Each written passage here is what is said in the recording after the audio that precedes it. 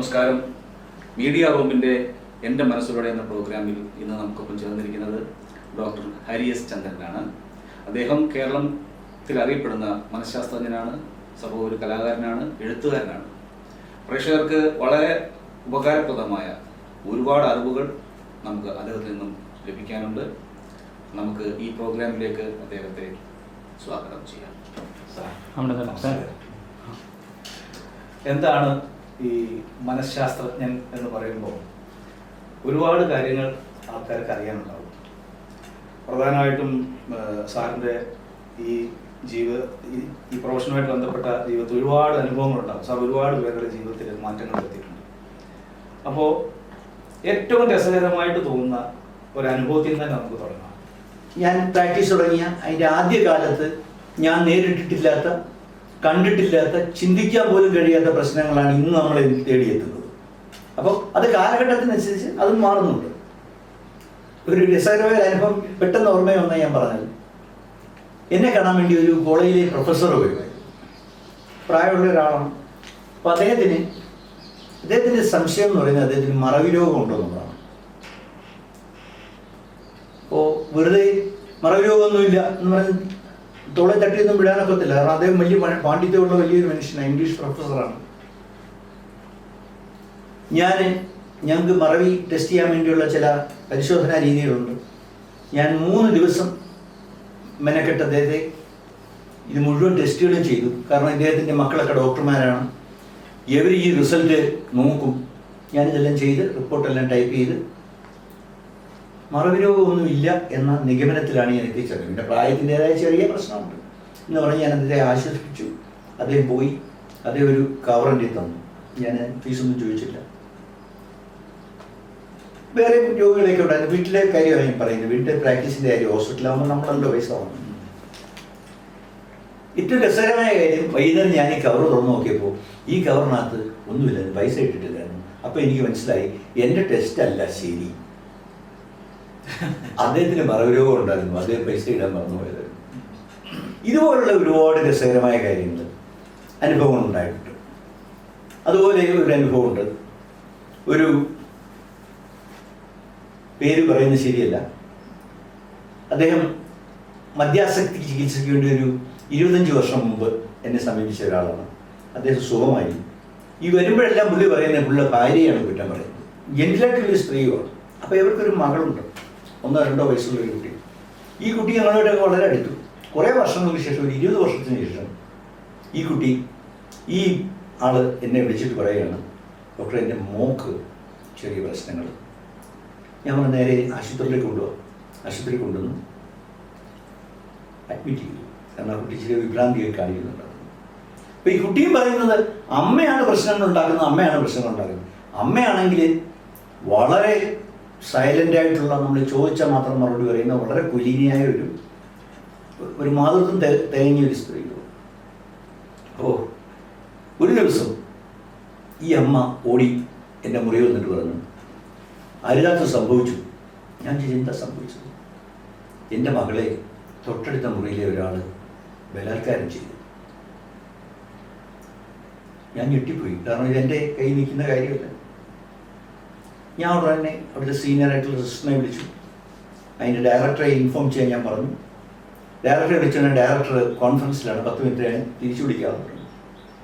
പിന്നെ അവരെ ഞാൻ ചോദ്യം ചെയ്തു, എന്താ സംഭവിച്ചത്? അപ്പോൾ ഇവർ ക്യാൻറ്റീനിൽ ഫ്ലാസ്കുമായിട്ട് ചായ വാങ്ങിക്കാൻ പോയി. അപ്പോൾ തൊട്ടടുത്ത മുറിയിലെ പേഷ്യൻറ്റും അയാളുടെ രോഗിയും അയാളുടെ കൂട്ടിരിപ്പുകാരനും രണ്ടുപേരും ചായ കുടിച്ചുകൊണ്ടിരിക്കുന്നു. ഇവർ രണ്ടുപേരും പെട്ടെന്ന് ഈ പകുതിയായ ചായ അവിടെ വെച്ച് പൈസയും കൊടുത്തേക്ക് പോകുന്നു. ഇവർ ഫ്ലാസ്കിനകത്ത് ചായയും വാങ്ങിച്ചു. അപ്പോൾ അവർക്ക് സംശയം തോന്നി, എന്ത് സംഭവിച്ചു. തിരിച്ച് ഇവർ മുറി വന്നപ്പോൾ ഇവരുടെ മോള് മാനഭംഗം ചെയ്യപ്പെട്ടിരിക്കുന്നു. മറ്റേ സിസ്റ്റർ എന്ന് പറഞ്ഞാൽ പ്രായമുള്ള സിസ്റ്ററാണ്, എന്നെക്കാളും വളരെ സീനിയറാണ്. ഞാൻ പറഞ്ഞു, സിസ്റ്റർ ഒന്ന് ചോദിക്കുക, എന്തുവാ അവർ കണ്ടത്? അപ്പോൾ പറഞ്ഞെല്ലാം. അപ്പോൾ ഈ സിസ്റ്റർ എന്നോട് പറഞ്ഞു, ഇത് കൂടുതലൊരു അമ്മയോട് നമ്മൾ ചോദിക്കുന്നത് ശരിയല്ല. ഞാൻ പറഞ്ഞാൽ എനിക്കൊന്ന് അറിയണം, നിങ്ങൾ എന്തുവാ കണ്ടത്? ഞാൻ വന്നപ്പോഴത്തേക്കും അവൾ ഛർദ്ദിക്കുന്നു. ഞാൻ എന്ന് വെച്ചാൽ അതിൻ്റെ അർത്ഥം അല്ല, ഇവരെ ഈ 15 മിനിറ്റിനുള്ളിൽ ഇവളെ ബലാത്സംഗം ചെയ്ത് ഇവൾ ഗർഭിണിയായി. ഗർഭത്തിൻ്റെ ആദ്യ കാലത്തുള്ള ഛർദില് രോഗം ബാധിച്ചു. അപ്പം ഞാൻ പറഞ്ഞു കുറച്ച് വെയിറ്റ് ചെയ്യാവുന്നുണ്ടെങ്കിൽ ഉച്ചയ്ക്ക് പ്രസവം നടക്കും, വൈകുന്നേരം മാമോദിസയും മുക്കിക്കൊണ്ട് അന്ന് പോയാൽ മതിയല്ലോ. അപ്പോഴാണ് 25 വർഷമായിട്ട് ഞാൻ മനസ്സിലാക്കാതെ ഒരു കാര്യം മനസ്സിലാക്കിയത്. ഈ ഏതാ മണിച്ചിത്രത്താഴിലെ മോഹൻലാൽ പറയുന്ന പോലെ ഇവിടുത്തെ മനോരോഗി യഥാർത്ഥത്തിൽ ആരായിരുന്നു. ഇത് മനസ്സിലാക്കാൻ 25 വർഷമുള്ളൂ. കാരണം അവർ ഭംഗിയായിട്ടാണ് അവതരിപ്പിച്ചുകൊണ്ടിരുന്നത്. ഇങ്ങനെ ഒട്ടേറെ അനുഭവങ്ങൾ വരാറുണ്ട്. ശരിക്കും ഈ മാനസികരോഗമുള്ളവരെ നമുക്ക് അവർ ഡ്യുവൽ പേഴ്സണാലിറ്റിയാണ്. മീൻസ് ഒരു ഭാഗം അവർ മറച്ചു വെച്ചിട്ടാണ് നമ്മളോട്. എല്ലാ മാനസികരോഗത്തിലും അങ്ങനെ ഉണ്ടാവണമെന്നില്ല, ചിലതിൽ അങ്ങനെ ഉണ്ടാവാറുണ്ട്. അത് തന്നെ പലതരത്തിലുണ്ട്. ഒരാളിനെ ചീറ്റ് ചെയ്യുക എന്നുള്ള ഉദ്ദേശത്തിൽ നമ്മൾ മറച്ചു വെക്കുന്നതിന് മാലിന്യം എന്ന് പറയും, അഭിനയിച്ച് കാണിക്കുക. അല്ലാതെ അവർ പോലും അറിയാതെ അവരുടെ സ്വഭാവങ്ങൾ അവരറിയുന്നില്ല അവരിതാ ചെയ്യുന്നതെന്ന്. ഈ അന്യൻ സിനിമയ്ക്കകത്തൊക്കെ അതൊക്കെ കുറേ പർവ്വതീകരിച്ച് കാണിക്കുകയാണ്. അങ്ങനെയൊന്നും സംഭവിക്കുന്നില്ല. എന്നാൽ പോലും ഈ പേഴ്സണാലിറ്റി മാറി വേറൊരാളാവുന്ന സംഭവങ്ങളൊക്കെ ഉണ്ട്. ഡോക്ടർ ക്വാക്ക് എന്ന് പറയുന്ന ഒരു നോവലുണ്ട്. ഡോക്ടർ ക്വാക്ക് എന്ന് പറയുന്ന നോവലിനകത്ത്, ക്വാക്ക് എന്ന് വെച്ചാൽ കപട ഡോക്ടർ എന്നാണ്. ഡോക്ടർ ക്വാക്ക് എന്ന് പറയുന്ന നോവലിൽ ഒരു ആമസോൺ തീരത്ത് ഒരു മരം വെട്ടുകാരൻ വരുന്നു. ഇയാൾ മരം വെട്ടി ജീവിക്കുകയാണ്. അപ്പോൾ ആ സമയത്ത് അവിടെയുള്ള ആദിവാസികളും അതുപോലെ പാവപ്പെട്ട മനുഷ്യർ, ഇവർക്കൊക്കെ എന്തെങ്കിലും അസുഖം വന്നു കഴിഞ്ഞാൽ ഇദ്ദേഹത്തിൻ്റെ അടുത്തുകൊണ്ടില്ല. ഇദ്ദേഹം മരുന്ന് കുറിച്ചു കൊടുക്കും. അത് ദൂരെ പോയി വാങ്ങിച്ചു. അവസാനം അവിടുത്തെ ആളുകളെല്ലാം കൂടെ ഏർപ്പെട്ട് ഒരു മുറിക്കകത്ത് കുറച്ച് മരുന്ന് വാങ്ങിച്ച് ഇദ്ദേഹം പറഞ്ഞത് വെച്ചു. പുള്ളി ഭംഗിയായിട്ട് ചികിത്സിക്കാൻ തുടങ്ങി, നല്ല നല്ല ഓപ്പറേഷനുകൾ ചെയ്യാൻ തുടങ്ങി, കോടാലിയൊക്കെ വെച്ച്. ഒടുവിൽ ഇത് പത്രത്തിലൊക്കെ ന്യൂസ് വന്ന് ഇയാളെ കോടതി കൊണ്ടുവന്ന് നിർത്തിയപ്പോഴാണ് അറിഞ്ഞത് ഈ മനുഷ്യൻ അമേരിക്കയിലെ വലിയൊരു യൂണിവേഴ്സിറ്റിയിലെ സർജറിയുടെ പ്രൊഫസറായിരുന്നു. അത് മറന്നുപോയി പുള്ളി ആമസോൺ കാട്ടിൽ മരംവെട്ടുകാരനായിട്ട് ജീവിക്കുകയായിരുന്നു വർഷങ്ങളോളം. അതാ ഡോക്ടർ ക്വാക്ക് എന്ന് പറയുന്നത്. അത് സിനിമയുമായിട്ടുണ്ട്. അങ്ങനെയുള്ള സംഭവങ്ങൾ റയറായിട്ട് കാണാറുണ്ട്. ഇപ്പോഴ് എൻ്റെ അടുത്ത് വരുന്ന കൂടുതലും ധാരാളം കുട്ടികളെ കൊണ്ടുവരാറുണ്ട്. കുട്ടികളെ കൊണ്ടുവരുമ്പോൾ തന്നെ സത്യം പറഞ്ഞാൽ ഞാൻ ഒരു സർവീസ് ചെയ്യുന്ന, സേവനം ചെയ്യുന്ന ഒരാൾ പറയാൻ പാടില്ലാത്ത ഒരു കാര്യമാണ്. നമുക്കറിയാം ഇത് ഒരുപാട് സമയം എടുക്കുന്ന കാര്യമാണ്. ഒന്നാമത്തെ പ്രശ്നം മൊബൈലിൻ്റെ അഡിക്ഷനാണ്. മൊബൈൽ ഏറ്റവും കൂടുതൽ ഏതെങ്കിലും സ്ത്രീകൾ നമ്മളുമായിട്ടൊന്ന് കുറച്ച് പരിചയപ്പെട്ട് സംസാരിക്കാനുള്ള ഒരു ഇട വന്നു കഴിഞ്ഞാൽ എനിക്കൊരു കാര്യം ചോദിക്കാറുണ്ട്. എന്താ, എൻ്റെ മോനും മോളും രാത്രി 3 മണി വരെ ഇരുന്ന് മൊബൈൽ കാണും. എൻ്റെ ഭാര്യ എഞ്ചിനീയറിംഗ് കോളേജിൽ അധ്യാപിക എൻ്റെ. അപ്പോൾ പുള്ളി 3-4 ആൺപിള്ളേരെ പിടികൂടി. ഇവന്മാർ ക്ലാസ്സിൽ നിന്ന് ഉറങ്ങുക. അവരുടെ രക്ഷകർത്താക്കളെ വിളിച്ചപ്പോൾ രാവിലെ 4 മണിക്കാണ് ഇവർ കിടന്ന് ഉറങ്ങുന്നത്. എന്നിട്ട് 7 മണിക്ക് ഒരു കോളേജിൽ പോവുക. രാത്രി ഉറക്കമില്ല, മൊബൈലിൽ കളികൾ. ഇങ്ങനെ മൊബൈൽ കളിയുടെ ഭാഗമായിട്ട് എൻ്റെ ഒരു സ്നേഹിതൻ്റെ മകൻ തൂങ്ങി മരിച്ചു. 15 വയസ്സ് തൂങ്ങി മരിച്ചു. ഇത് ഇങ്ങനെ ഒരുപാട് പ്രശ്നങ്ങൾ കാണിക്കാറുണ്ട്. ഇത് എന്തുകൊണ്ടാണ് ഇതിൻ്റെ കാരണം എന്ന് ചോദ്യം ഞാൻ താങ്കളിൽ നിന്ന് പ്രതീക്ഷിക്കുന്നു. അതിൻ്റെ കാരണം ഇപ്പോൾ കൂട്ടായ്മകളില്ല, എല്ലാവരും ഒറ്റയ്ക്കൊറ്റയ്ക്ക്. നേരത്തെ ആണെങ്കിൽ നമ്മൾ എറണാകുളത്തിന് അല്ലെങ്കിൽ തൃശ്ശൂരിനോ പോവുക, നമ്മൾ ആദ്യം ചെയ്യുന്നത് അവിടുത്തെ ബുക്ക് സ്റ്റാളിൽ നിന്ന് ഏതെങ്കിലും ഒരു മാസിക വാങ്ങിക്കും. നമ്മുടെ വീട്ടിലെ പത്രം എടുത്ത് കഷ്ടി വെക്കും. അതേ ചെന്നിരുന്ന് നമ്മൾ വായിച്ചു കഴിഞ്ഞ് ഉടനെ അടുത്തിരിക്കുന്ന ആളുടെ ഇങ്ങനെ കേരള ശബ്ദമായിരിക്കും, വേറൊരാളുടെ മാതൃഭൂമിയായിരിക്കും, വേറൊരാളുടെ വനിതയായിരിക്കും. അവിടെ ചെല്ലുമ്പോഴത്തേക്ക് ഈ ആ കമ്പാർട്ട്മെന്റിൽ ഇരിക്കുന്ന അടുത്തിരിക്കുന്നവരെല്ലാം തമ്മിൽ ഫ്രണ്ട്സായി. ട്രെയിൻ യാത്ര ഭയങ്കര എൻജോയ്മെന്റ് ആയിട്ട്. ഇപ്പോൾ കയറിയാൽ ഉടനെ ചെവിയിലോട്ട് ഇത് വെക്കുന്നു, ഇതിനകത്ത് നോക്കിയിരിക്കുന്നു. നമ്മൾ അവരോട് എന്തെങ്കിലും ചോദിക്കുമ്പോൾ നമ്മൾ ചോദിക്കുക, അവർ മറുപടി പറയാത്തതാണ്. അല്ല, അവർ കേൾക്കുന്നില്ല. അപ്പം അങ്ങനെ അത് ഒരുപാട് പ്രശ്നങ്ങൾ ഉണ്ടാക്കുന്നുണ്ട്. പ്രത്യേകിച്ചും കുട്ടികൾ ഹിസ്റ്റീരിക്കലാവുന്നുണ്ട് ഈ മൊബൈലൊക്കെ കിട്ടാത്തതിൻ്റെ പേരിൽ. അങ്ങനെ ഇപ്പോൾ ഈ മൊബൈലിന് അഡിക്റ്റ് ആയിക്കൊണ്ടിരിക്കുന്ന ഈ തലമുറ, ഇവരിൽ നിന്നും ഏറ്റവും കൂടുതൽ സാറിന് ഒഴിവാക്കണം, അല്ലെങ്കിൽ അവരെ ഉപദേശിക്കാനായിട്ട് എന്ത് കാര്യമായിരിക്കും മാതാപിതാക്കളിൽ നിന്ന് നമുക്ക് ഒരു ഉപദേശം പോലെ കൊടുക്കാനുള്ളത്? അവർക്ക് മാതാപിതാക്കള് വേണ്ടത്ര സമയം അവരോട് ചെലവഴിക്കുന്നില്ല എന്നുള്ളതൊരു പ്രധാന പ്രശ്നമാണ്. ഒന്ന്. രണ്ട്, ഈ മലയാളികൾക്കൊരു, ഇന്ത്യക്കാർക്ക് പ്രത്യേകിച്ച് മലയാളികൾക്കൊരു തോന്നലുണ്ട്, സിഗരറ്റ് വലിച്ചാൽ അല്ലെങ്കിൽ വെറ്റില മുറിക്കിയാൽ ക്യാൻസർ വരും. നമുക്കെല്ലാം അറിയാവുന്ന കാര്യമാണ്. പക്ഷേ എനിക്ക് വരില്ല. മറ്റുള്ളവർക്കേ വരത്തുള്ളൂ, എനിക്ക് വരുന്നില്ല. മദ്യപിച്ചാൽ കരരോഗം വരും, പക്ഷേ അത് മറ്റുള്ളവർക്കൊക്കെ വരും, എനിക്ക് വരില്ല. ഇങ്ങനൊരു എല്ലാത്തിനും നിസ്സാരവൽക്കരിക്കുന്ന ഒരു പ്രവണത നമുക്കുണ്ട്. സത്യമല്ലേ? ശരിയാണ്.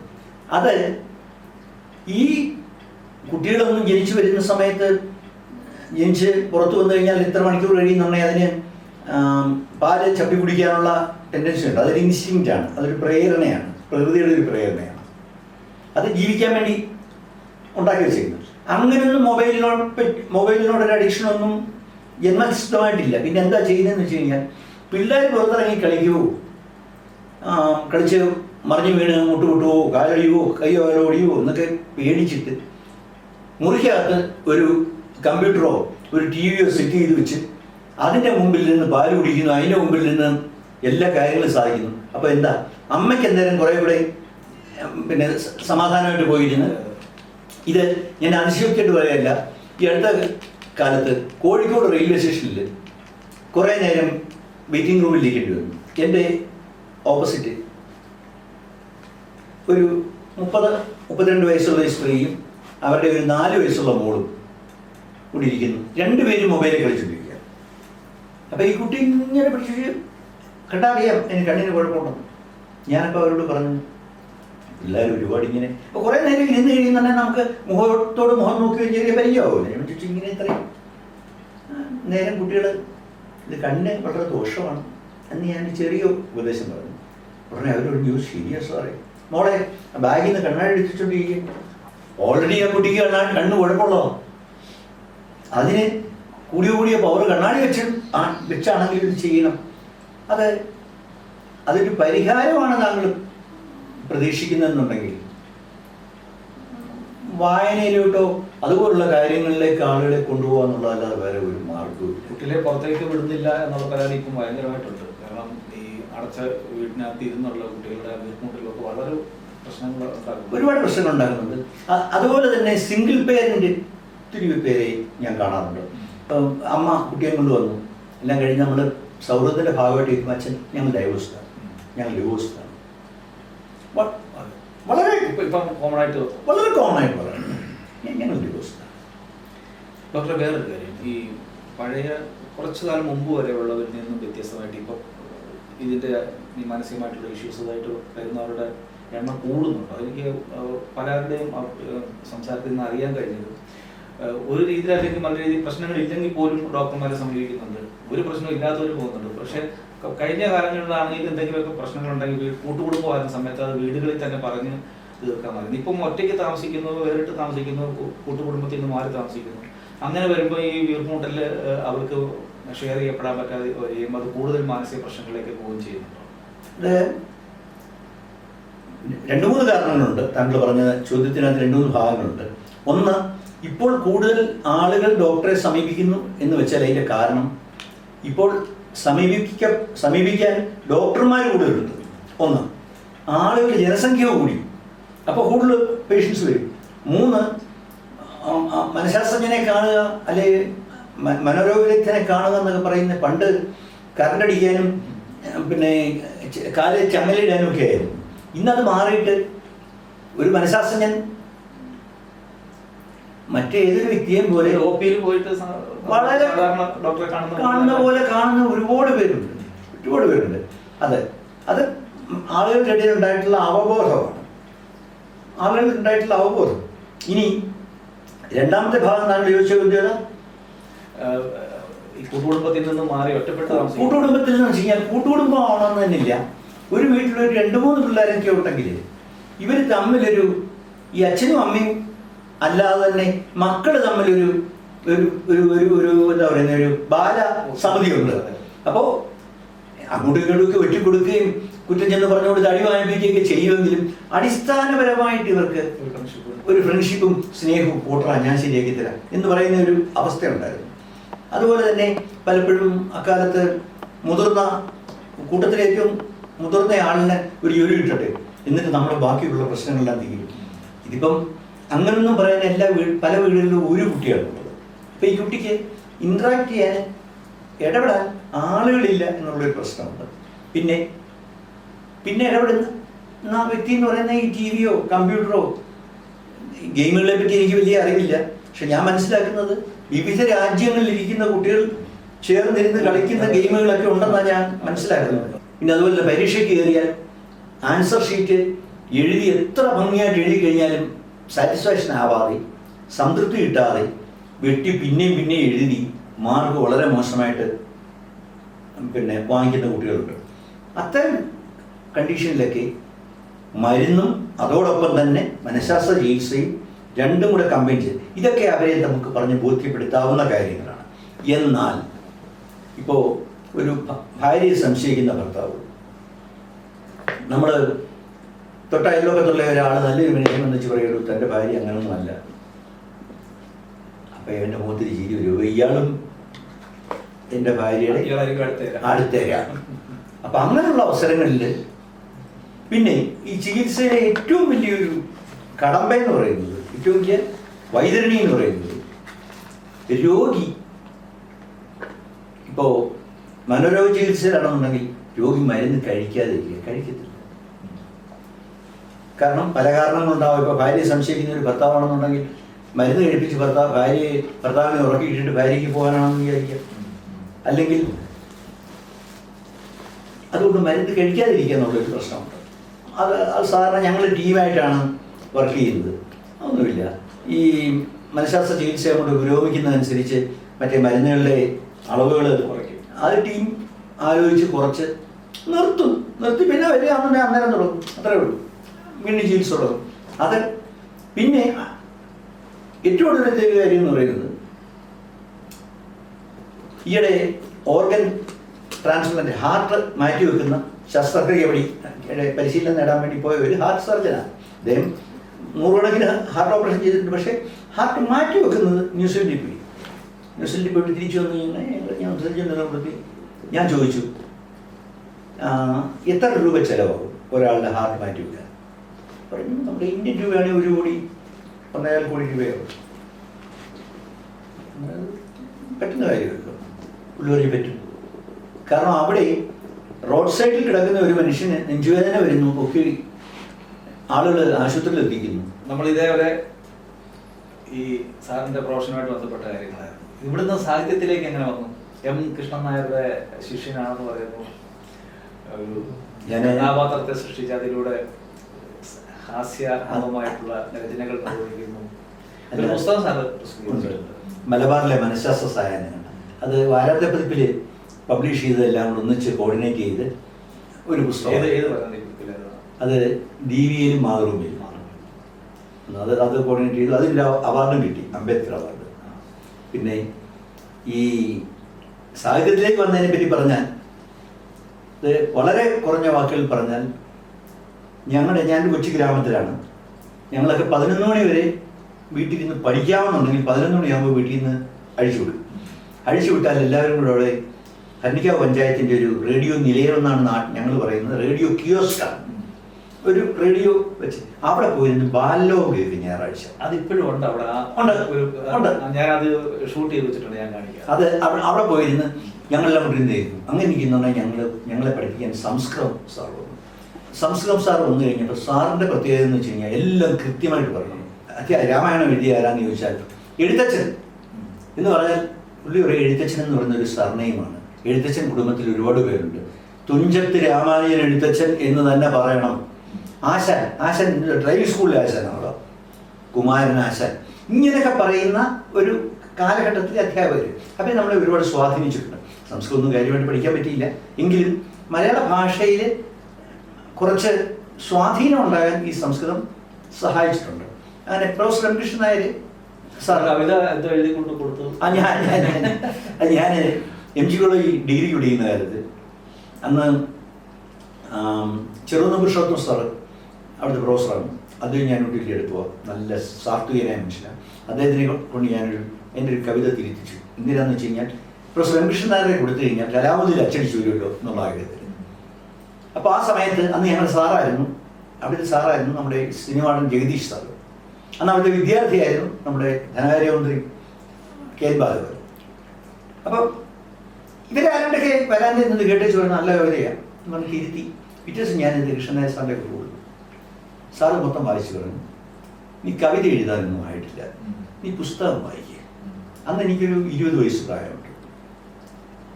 20 വയസ്സ് പ്രായമുണ്ടെങ്കിൽ ഞാൻ 18 വയസ്സ് മുതൽ പാലക്കോളേജിൽ പഠിപ്പിക്കുന്നുണ്ടായിരുന്നു. കാരണം ഈ ചില്ലറ ചെലവിന് കാശ് കണ്ടെത്താൻ വേണ്ടി. അതിനുശേഷം 20 വയസ്സ് മുതൽ 50 വയസ്സ് വരെയുള്ള 30 വർഷം ഒരു സാഹിത്യ സൃഷ്ടി നടത്തിയിട്ടില്ല.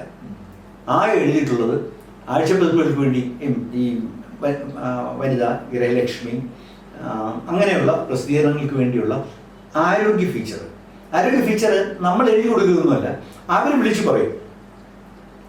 പറയുന്നതനുസരിച്ച് നമ്മൾ സാധനം മുന്നിൽ തയ്യാറായി കൊടുക്കും. ഇല്ലെങ്കിൽ അവർ നമ്മളോട് കുറേ ക്വസ്റ്റ്യൻസ് ഒരു 2 മണിക്കൂർ അങ്ങ് ചോദിക്കും. അവർ വെച്ചാൽ അവരങ്ങ് എഴുതിക്കുള്ളൂ. അങ്ങനെ 30 വർഷം അങ്ങനെ കടന്നുപോയി. ഇതിനിടയ്ക്ക് മനോരമ ആഴ്ചപ്പതിപ്പിലും വനിതയിലും ഒക്കെ പങ്ക്തികൾ എഴുതി. പിന്നെ മനഃശാസ്ത്രജ്ഞനോട് ചോദിക്കാം. അന്ന് പി മാത്യു സാർ ഒക്കെ കൈകാര്യം ചെയ്തിരുന്ന ആ പങ്ക്തി അത് കഴിഞ്ഞ് കുറേ കാലം മംഗളത്തിൽ ചെയ്തു, പിന്നെ മനോരാജ്യത്തിൽ ചെയ്തു. അങ്ങനെ ഈ 30 വർഷം അങ്ങനെ കടന്നുപോയി. ഈ 30 വർഷത്തിൻ്റെ അവസാന ഭാഗമൊക്കെ ആകുമ്പോഴേക്കും ഈ ഇതങ്ങ് പോയി. ഈ വായനയുടെ ആളുകളുടെ എന്നുവെച്ചാൽ പുതിയ മീഡിയ വന്നില്ലേ, അപ്പോൾ ദൃശ്യമാധ്യമങ്ങളിലേക്ക് ആളുകളുടെ ശ്രദ്ധ തിരിയും. പിന്നെ ആകെ ഞാൻ ജീവിതത്തിൽ 3 കവിതകൾ എഴുതിയിട്ടുണ്ട്. അനേകം ലേഖനങ്ങൾ എഴുതിയിട്ടുണ്ട്. ഭാഷാഭൂഷണിയുടെ ഒരു ലക്കത്തിൻ്റെ കവർ സ്റ്റോറി തന്നെയായിരുന്നു. എഴുത്തുകാരെ ആദ്യം വേണ്ടത് പുസ്തകങ്ങൾ വായിക്കണം. ഇന്ന് വരെ സംഭവിച്ചുകൊണ്ടിരുന്നത് എന്താണെന്ന് മനസ്സിലാക്കണം. പക്ഷെ അതിനൊക്കെയുള്ള താല്പര്യങ്ങൾ കുറഞ്ഞു വരുന്നു എന്നുള്ളത് നിർഭാഗ്യകരമാണ്. ഇത്രയാണ് എനിക്ക് എൻ്റെ ഇങ്ങനൊരു വേദിയിൽ വരാൻ കഴിഞ്ഞ സംസാരിക്കാൻ കഴിഞ്ഞതിൽ വലിയ സന്തോഷമുണ്ട്. അതിനെ ക്ഷണിച്ചതിൽ അങ്ങേയറ്റം സന്തോഷമുണ്ട്. അപ്പോൾ വീണ്ടും നമുക്ക് കാണാം. ഒരുപാട് ചോദ്യങ്ങൾ ബാക്കി വെച്ചിട്ടാണ്. ഇപ്പം തൽക്കാലം സാറിന് ഒരു ഹോസ്പിറ്റലിലേക്ക് പോകാനുണ്ട്, അതുകൊണ്ട് തൽക്കാലത്തേക്ക് മാത്രം എടുത്തുകൊള്ളു. വീണ്ടും ഒരുപാട് ചോദ്യങ്ങളുമായിട്ട് വീണ്ടും നമുക്ക് കണ്ടുമുട്ടാം. തീർച്ചയായിട്ടും. ഓക്കെ, നന്ദി.